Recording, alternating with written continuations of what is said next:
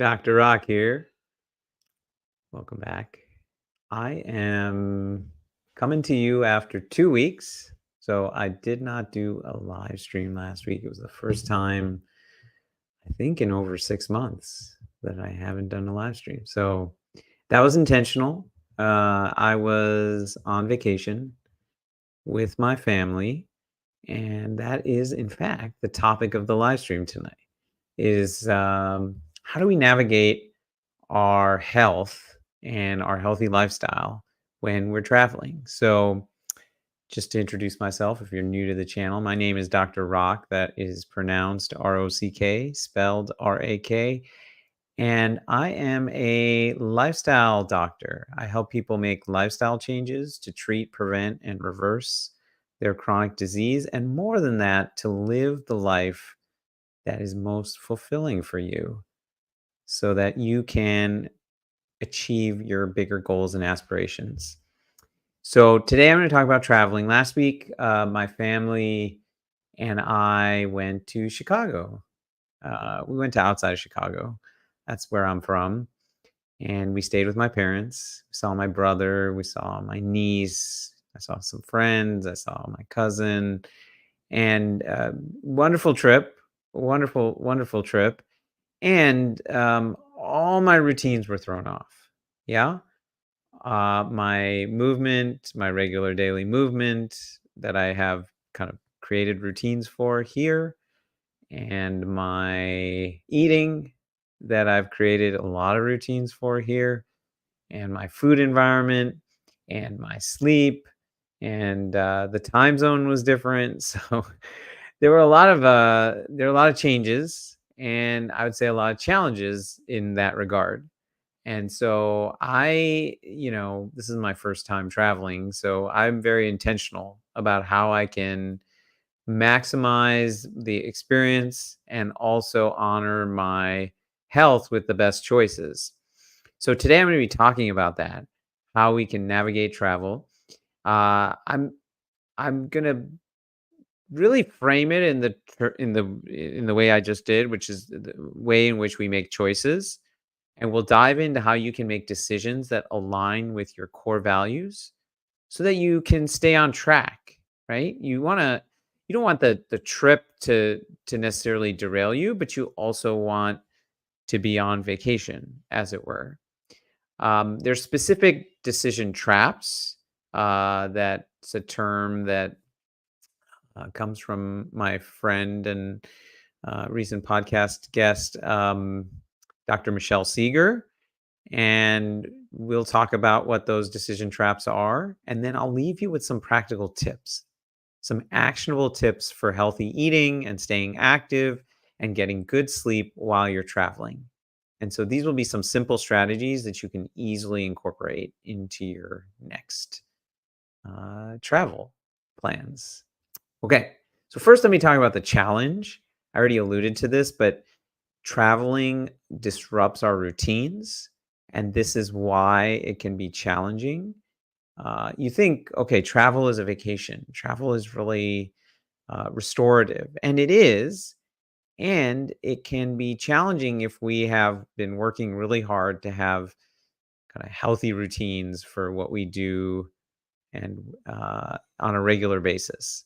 So routines are really the backbone of our healthy lifestyle, and so a disruption from that can lead to stress, can potentially lead to poor choices, can lead to some backsliding in terms of our health goals. So it doesn't have to be the case. So first, I'll point out that every day we're making choices. Routines help us stick to our healthy behaviors, and we get used to things, and some things can become somewhat habitual. But I like to remind us that most of the time our eating and our movement is not really habitual, right? It's in the context of our very nuanced and multidimensional days. And so we're making choices.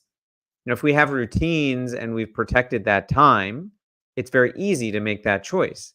But we've all been in situations where that time is no longer protected for whatever reason. Something comes up, a kid gets sick, has to stay home from school. These things happen, and then our normal plan gets thrown off.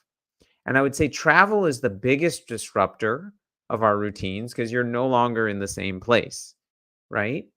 So go back to it, you're making choices. And really, I want to help people. What I help people do is make values based choices. So you ask yourself, what are my core values? And one of those is honoring my health. But like I was on vacation last week, right? And I was visiting my family. Another core value of mine is connection with others.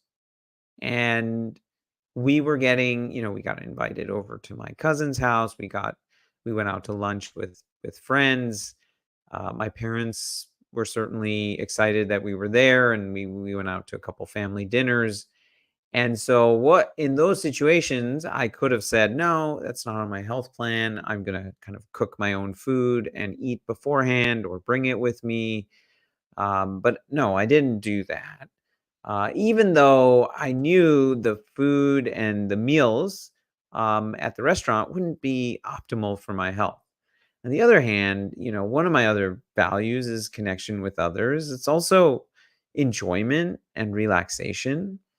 And so I said to myself, even before the trip, I'm not gonna be so hard on myself.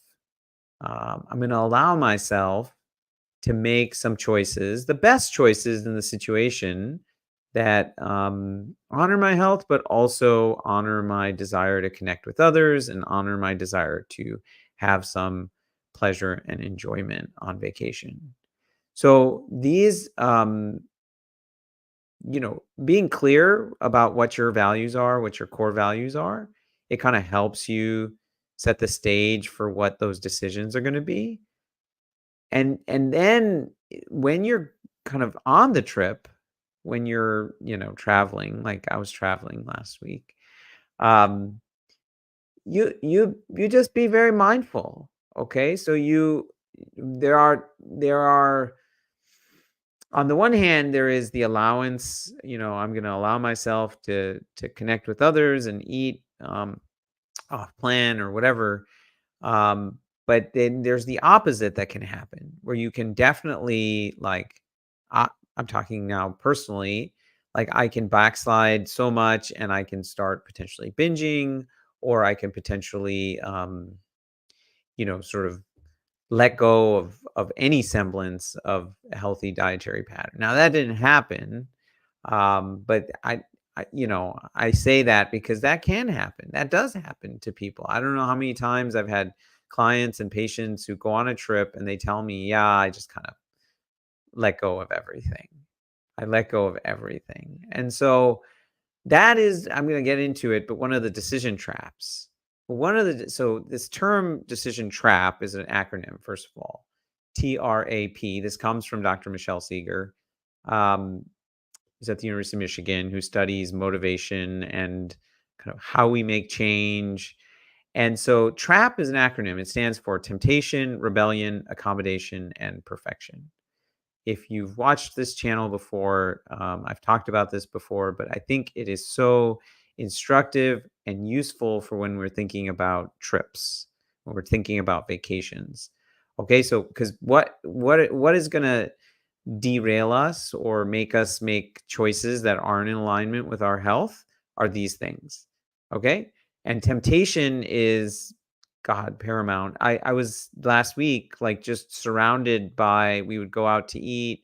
I would go to people's places. They were putting out cookies and snacks and things like that.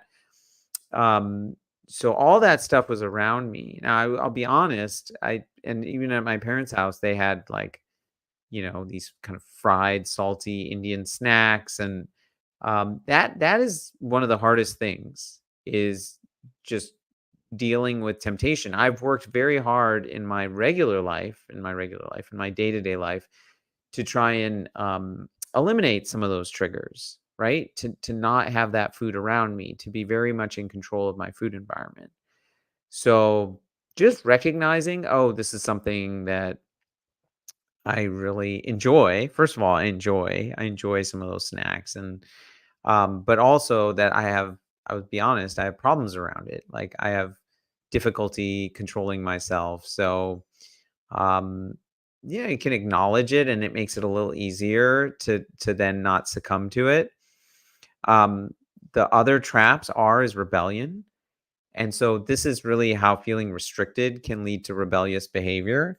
So if I had gone on my vacation and I had said, "No, you're not gonna eat unhealthy food. You're gonna stick to your normal plan."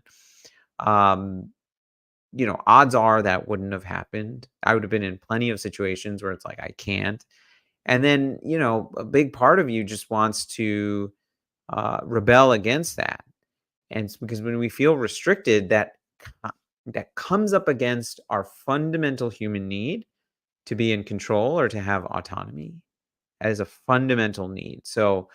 Um, so that is the recognizing that is to say, okay, these are conscious, intentional decisions I'm making, and I'm allowing myself, like I did, allow myself to have some enjoyment, because it's a balance between enjoyment and I don't think it's a trade-off.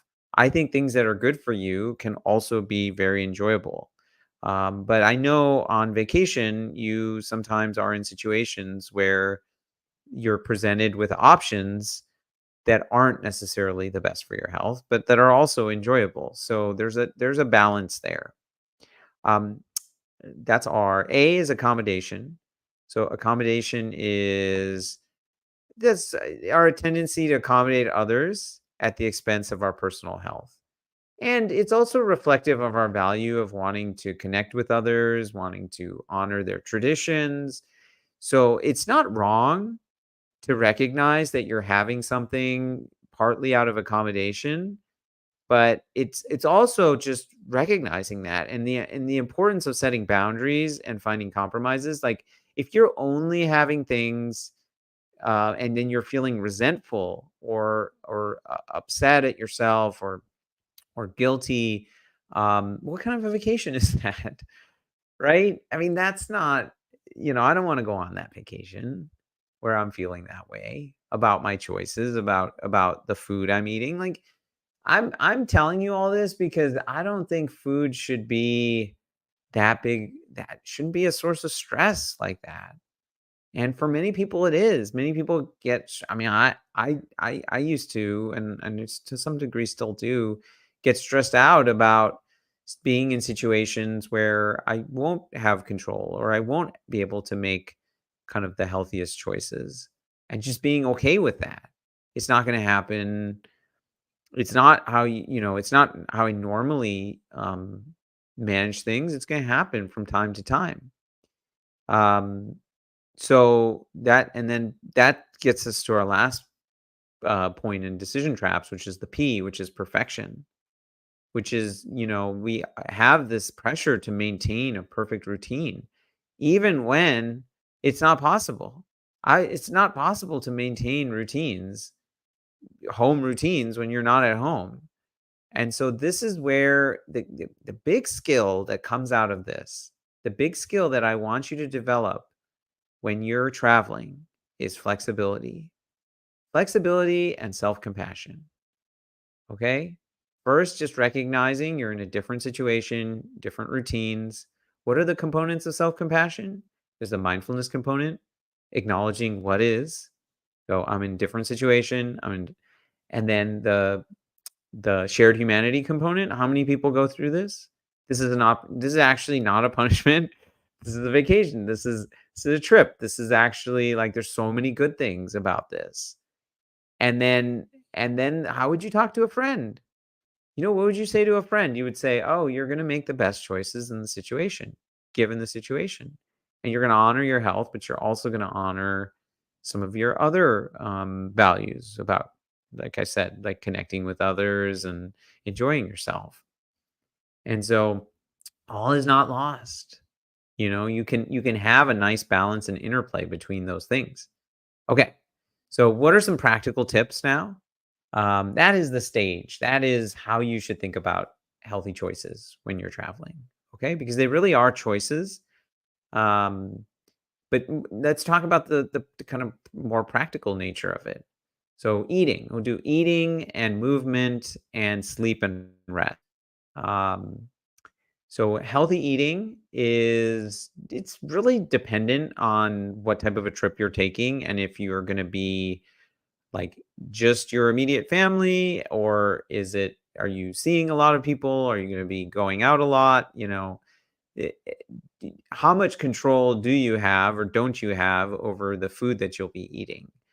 I can tell you next week we're going on another trip. We're actually going to Costa Rica, and we're leaving in a few days, and that'll be a very different trip because we are staying in little homes that we're renting that'll have a kitchen, and I'll be doing the shopping and most of the cooking, and I'm looking forward to that. We're gonna eat a lot of like gallo pinto, beans and rice, this Costa Rican dish. I studied abroad in Costa Rica for 4 months, so we're gonna be eating whole food, plant-based cooking, home cooking a lot of the time. We'll go out, I'm sure, from time to time, but uh even there I remember going out, like it's there's so much beautiful fresh produce that like when you go out you can have these wonderful salads, and I'm sure I'm going to be doing a lot of that. So that is just to plan ahead and think like, okay, am I going to be in situations, and you may go to restaurants where you don't know what the menu is going to be like, or you don't have control. That's probably a topic for another stream. But um but you just do the best you can, making values-based choices, making the best choice in the situation. Or Michelle Seeger, she has a whole book on this. It calls it the joy choice, which is the perfectly imperfect choice, because you can never have a perfect choice, and so it's perfectly imperfect. And the joy choice, because ultimately it's the choice that aligns with your core values. It may not align with all of them, and it may not be only one of them. Like it may not only align with your health, for example, but you can make these choices, as she describes it, or as it's been described in sociology. We have these choice points throughout the day. So we're presented with these points where it's like, okay, now I have to make a choice. Um, and what am I going to eat in this situation, right? And so you just make the best choice in that situation that honor, and it should honor those values, connecting with others. The food you eat doesn't really matter, and you're connecting with others, but sometimes it matters to the people that you're with. Um, yeah, and some pleasure and enjoyment, just thinking about all those things. So like we went out to a Mexican restaurant with my family, and the night before we had ordered Chinese food. So I was feeling like, oh God, there's so much salt and oil, and feeling kind of heavy from all this. The Mexican restaurant had a beautiful salad. It had a beautiful salad that had like some fruit in it, and some beans, and and jicama, and a lot of really good things. And so I just had this giant salad as my meal, and I ended up feeling really good and enjoying it. So there is the opportunity, um, to make good choices. Just kind of raising your awareness, and then each day thinking to yourself, okay, how am I going to make choices that align with my values today? And the same thing I'll say, well, I'll mention this specifically is snacking, right? And so depending on the type of trip you're taking and where you'll be, this is just planning for snacks. So portable, nutritious snacks, like finding the grocery store, even if you're staying in a hotel, like just having some fruit on hand, fresh fruit, having it on hand in the room. Um, you're gonna eat it and reach for it, and then and not reach for other things. You won't be out and then be like, oh, that that jumbo pretzel looks really good, or that that boba shop I'm gonna go get.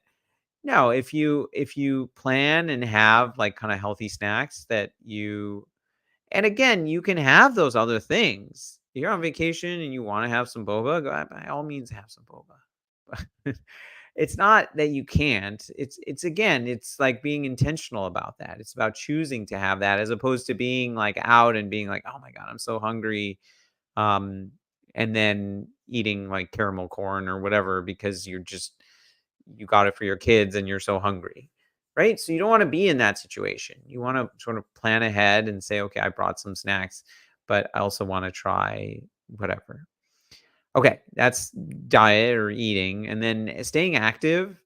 This is just you won't have your normal routine workouts. That's a given. Like you might have normally now scheduled workouts, different times, kind of doing regularly.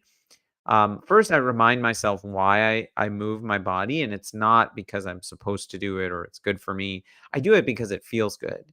And so, reminding myself of that is like, well, okay, then now my mindset is how am I going to prioritize movement and feeling good?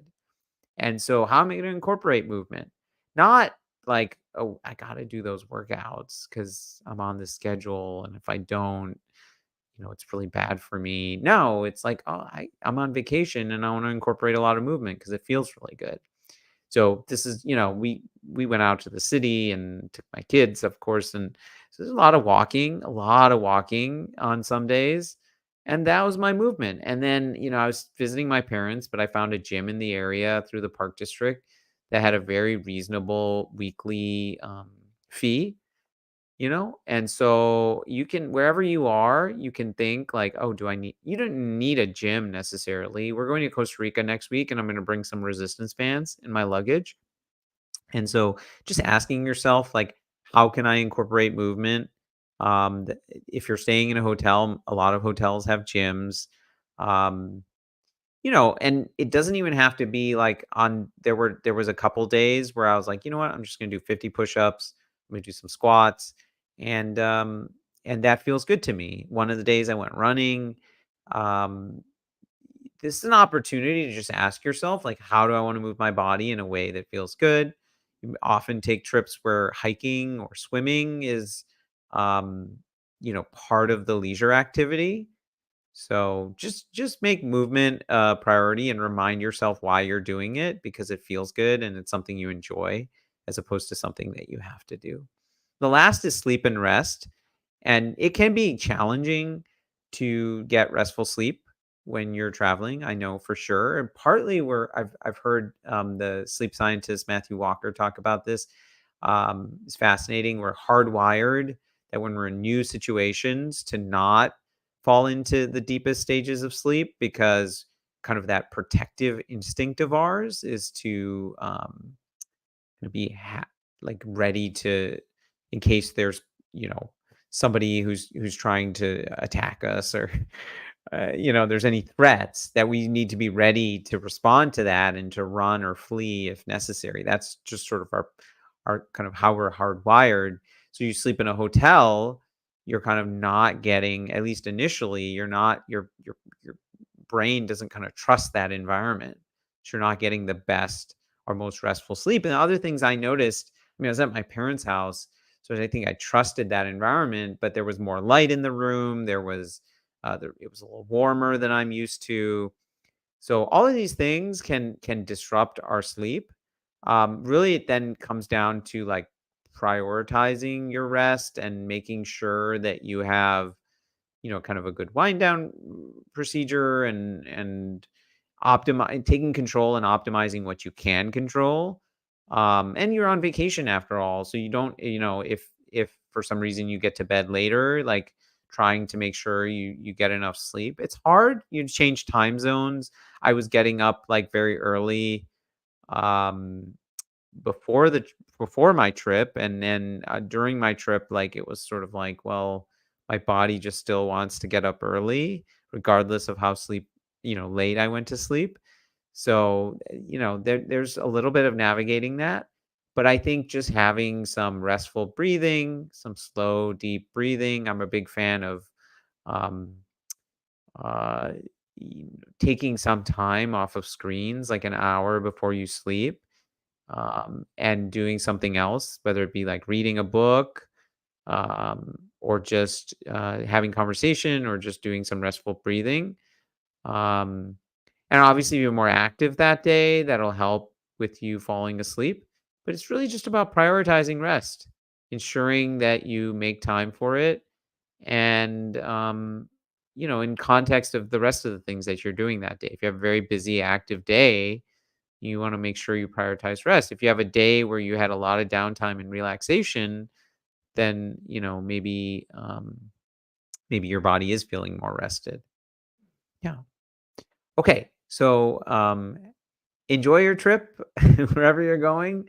If you're traveling, if you're having a staycation, if you're, whatever situation you're in. And it shouldn't be maintaining your lifestyle. It should be, this is partly what you learn as you develop a lifestyle, is that how do I develop the flexibility to kind of continue doing the things I'm doing?